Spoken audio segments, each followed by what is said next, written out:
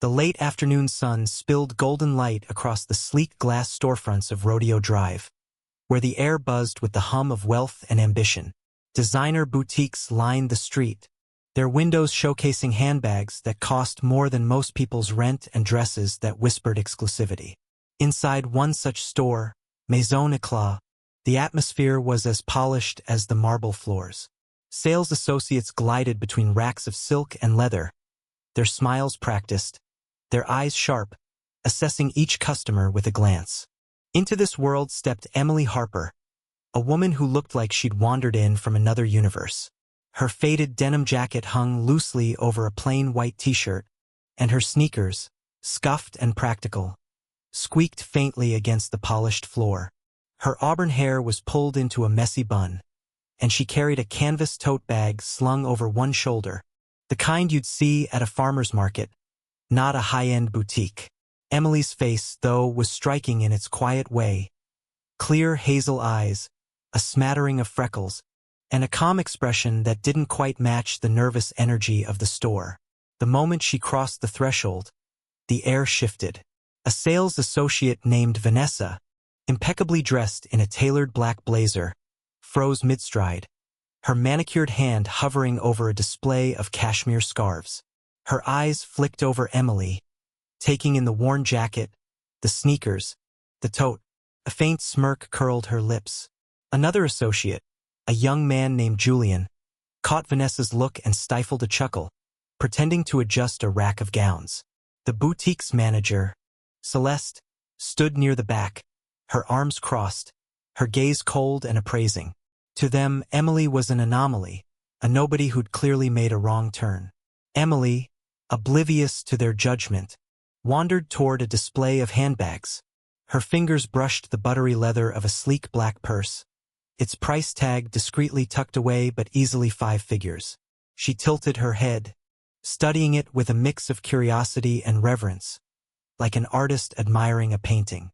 Vanessa approached, her heels clicking with purpose. "Excuse me," Vanessa said, her voice dripping with false politeness. "Can I help you with something?" The question wasn't an offer, it was a challenge. Emily looked up, her smile warm but hesitant. "Oh, I'm just looking. These are beautiful." Vanessa's smirk widened. "They are, aren't they? But they're also quite exclusive. Perhaps you'd be more comfortable at one of the outlets down the street?" Her tone was sugar-coated venom, and Julian, overhearing, let out a snort he barely tried to hide. Emily's smile faltered, but she didn't flinch. "I'm fine here, thanks," she said softly, turning back to the handbag. Her fingers lingered on it, as if memorizing its texture. Celeste, sensing an opportunity to assert her authority, strode over. Her presence was commanding, her designer suit a stark contrast to Emily's casual attire. "Miss," she said, her voice sharp enough to cut glass, "this isn't a museum. If you're not here to purchase, I'm afraid I'll have to ask you to leave." The other customers, wealthy women dripping in diamonds and tailored dresses, glanced over, their curiosity piqued. A few whispered to each other, amused. Emily's cheeks flushed, but her eyes remained steady. "I understand," she said quietly. "I'll go." As she turned toward the door, Vanessa called after her, loud enough for everyone to hear. "Try the thrift store next time, sweetheart. It's more your speed." The room erupted in soft laughter, the kind that stings like a slap. Emily paused, her hand on the door, her shoulders tensing. For a moment, it seemed she might say something, but instead, she pushed the door open and stepped into the fading sunlight. The bell above the door chimed, and she was gone. Inside, Vanessa and Julian exchanged triumphant grins. Celeste shook her head, muttering, "Some people have no sense of place." The boutique returned to its rhythm, the incident already fading into the background. But Emily Harper wasn't just some people. Emily's life hadn't always been simple. Born in a small town in Ohio, she'd grown up in a clapboard house with a leaky roof and a mother who worked double shifts at a diner. Her father had left when she was 5, leaving behind a stack of unpaid bills and a void Emily learned to fill with dreams. She was a quiet child, always sketching dresses, jackets, handbags, her pencil flying across cheap notebooks, creating worlds of beauty she couldn't afford. Her mother, exhausted but proud, would pin the sketches to the fridge, calling them Emily's masterpieces. By 16, Emily was sewing her own clothes, transforming thrift store finds into pieces that turned heads at school. Her talent was undeniable, but opportunities were scarce. After high school, she moved to Los Angeles with $200 in her pocket and a stubborn belief that she could make it. She worked odd jobs, waitressing, cleaning houses, while taking night classes in fashion design. Her nights were spent hunched over a second-hand sewing machine, stitching together her future. At 25, Emily's big break came unexpectedly. A small boutique in Silver Lake agreed to sell her handmade dresses. They sold out in days. Word spread, and soon her designs were popping up in indie fashion blogs, then national magazines. By 30, she'd launched Harper & Thread, a brand that blended timeless elegance with modern edge. Her clothes were worn by actresses on red carpets, featured in Vogue, and sold in high-end stores across the country. At 35, she bought Maison Eclat, the crown jewel of Rodeo Drive, as a silent tribute to her younger self, the girl who'd once pressed her nose against boutique windows, dreaming. But Emily never flaunted her success. She lived in a modest apartment, drove a used car, and dressed like she was still that small-town girl. Her wealth was in her work, her pride in the sketches that had become reality. She visited her stores incognito, blending in to observe how customers were treated, how her vision was executed. Today's visit to Maison Eclat was one of those trips, a chance to see her flagship store through a stranger's eyes. What she saw broke her heart. Outside, Emily stood on the sidewalk, the laughter still echoing in her ears. Her hands trembled, not with anger but with a deep, aching disappointment. 18-40-year-old Americans were her target audience, but Emily was used to rejection. She took a deep breath, her resolve hardening. She wasn't that scared girl from Ohio anymore. She was Emily Harper, and she wasn't leaving without making things right. She pulled her phone from her tote and dialed a number. "Lydia," she said, her voice steady. "I need you at Maison Eclat. Now." Lydia was Emily's right hand, a fierce lawyer-turned-business manager who'd been with Harper & Thread from the start. Within 20 minutes, a sleek black SUV pulled up to the curb. Lydia stepped out, her tailored suit and sharp bob a stark contrast to Emily's casual look. She carried a leather portfolio, her expression all business. What's going on?" Lydia asked, her eyes narrowing as she took in Emily's flushed cheeks. "They threw me out," Emily said simply, gesturing toward the boutique. "Laughed me out, actually." Lydia's jaw tightened. "They what?" "Let's go back in," Emily said, her voice calm but firm. "I want them to know who I am." Lydia's lips curved into a rare smile. "Oh, this is gonna be good." Inside Maison Eclat, the mood was smug. Vanessa was recounting the incident to a new customer, embellishing for laughs. "You should have seen her. Looked like she hadn't showered in a week. I told her to try the thrift store." The bell chimed again, and all eyes turned to the door.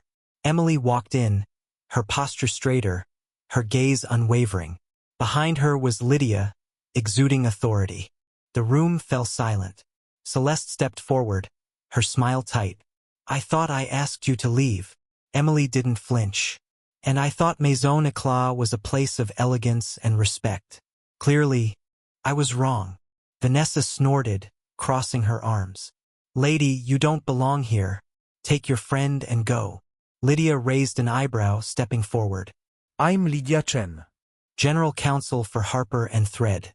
And this lady is Emily Harper. You know, the woman who owns this store." The words hit like a thunderclap. Vanessa's smirk vanished. Julian's mouth dropped open. Celeste's face drained of color, her arms falling to her sides. The customers, sensing drama, edged closer, their phones discreetly raised. "That's impossible," Celeste stammered. "The owner is me." Emily cut in, her voice quiet but commanding. I built Harper and Thread from nothing. I designed every piece in this store. And I came here today to see how my vision is being represented.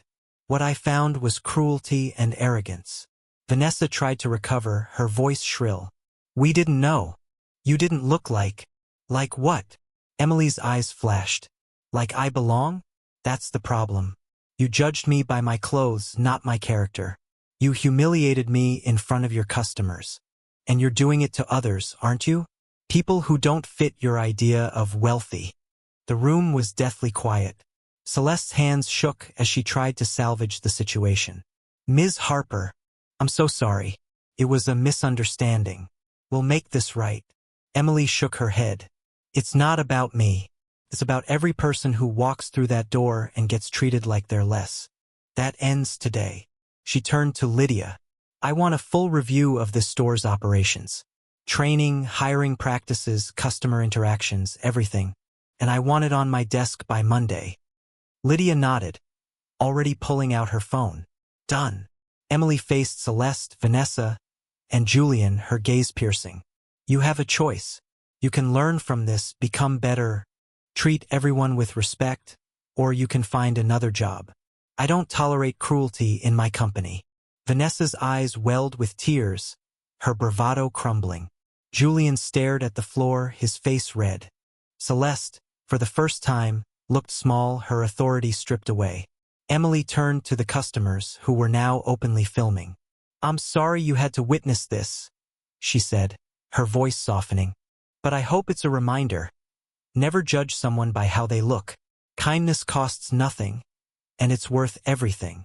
The crowd murmured in agreement, some clapping softly. Emily gave a small nod, then walked out, Lydia at her side. The bell chimed, and the door closed behind them. In the days that followed, the incident went viral. Clips of Emily's speech spread across social media, racking up millions of views. #MaisonClat became a trending topic, with people sharing their own stories of being judged or dismissed.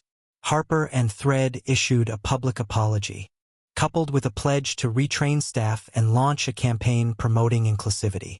Emily personally oversaw the changes, ensuring they weren't just PR moves but real, lasting reforms. Vanessa and Julian were given a chance to stay, but only after completing intensive training and issuing personal apologies. Celeste, however, resigned, unable to face the scrutiny. Emily didn't gloat. She mourned the loss of what Maison-Eclat could have been under better leadership. But she also saw it as a chance to rebuild, to make the store a beacon of her values. Emily's story inspired countless others. Fan mail poured in, from aspiring designers to everyday people who'd felt invisible. She read every letter, often late into the night, her heart full. Her mother, now retired and living comfortably thanks to Emily's success, called her daily, beaming with pride. You showed 'em, honey, she'd say, her voice thick with emotion. One evening, as Emily sat at her desk, sketching a new collection, she paused to look at an old photo taped to her lamp. A teenage Emily, sewing at her mother's kitchen table, her face lit with dreams. She smiled, tracing the photo with her finger. She'd come so far, but she'd never forget where she started. The sun set over Rodeo Drive, casting long shadows across the street. Maison-Eclat stood quieter now, its staff humbled, its reputation on the mend. Emily Harper, the simple woman who'd been laughed out of her own store, had turned humiliation into a movement. She didn't need designer clothes or flashy cars to prove her worth. Her strength, her kindness, her vision, those were her true wealth. And somewhere, in a small town or a big city, someone was watching her story, feeling a spark of courage, knowing they, too, could rise. If the story moved you, hit that like button, share it with your friends, and subscribe for more tales of triumph and heart. Let's keep spreading kindness together.